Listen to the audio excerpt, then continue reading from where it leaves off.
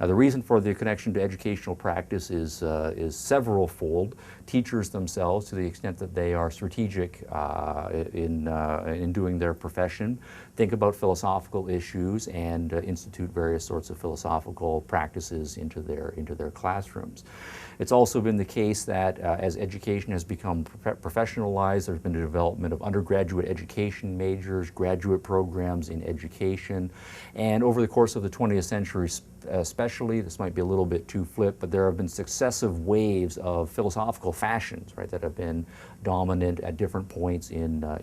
professional schools of education. What this then meant was that professors of education then were training a whole new generation of teachers, principals, superintendents, and so forth,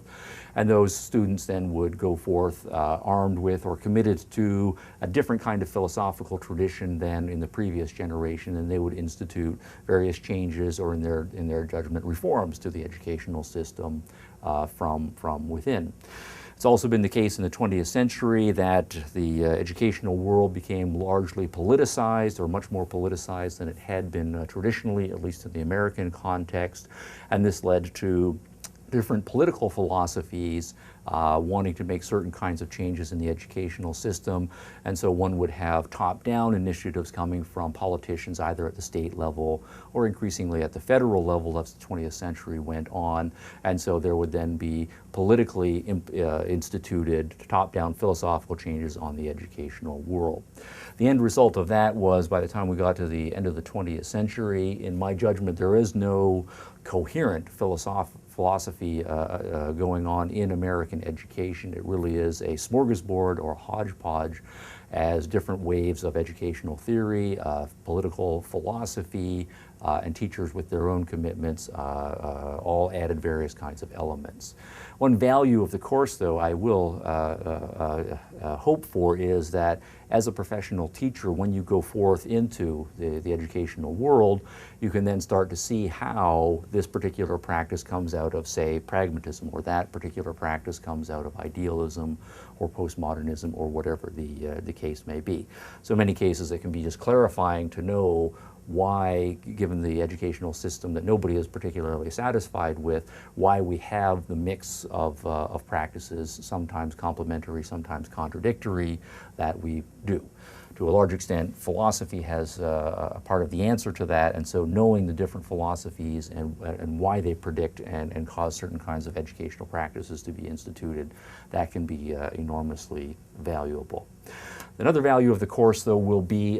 to understand these philosophies in their own rights so that we as educators can make a more informed opinion about how philosophically we are going to approach educational issues. One of my favorite quotations is from a Renaissance thinker, Pico della Mirandola, who wrote that one cannot reasonably, right, make a commitment to any philosophy without knowing all of them.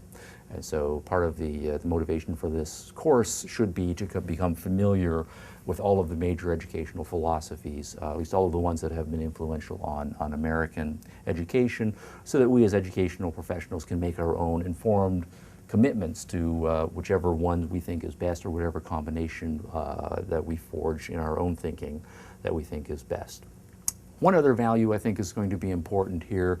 is that education is, as much as individuals do it themselves, and I think that's the most important thing, what we decide as individuals to get out of our own educational process. Education is nonetheless an intensely social process, and that means we learn with other people, we learn from other people. Sometimes we're students, sometimes we are teachers.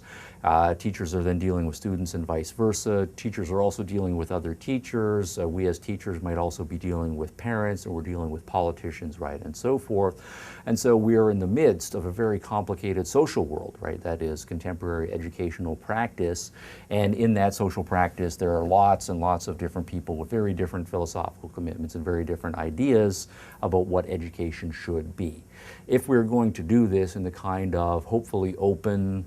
democratic, pluralistic, peaceful way that we want to do things in our civilization, It's going to be absolutely essential that we all know what we're talking about, and that when we're talking with each other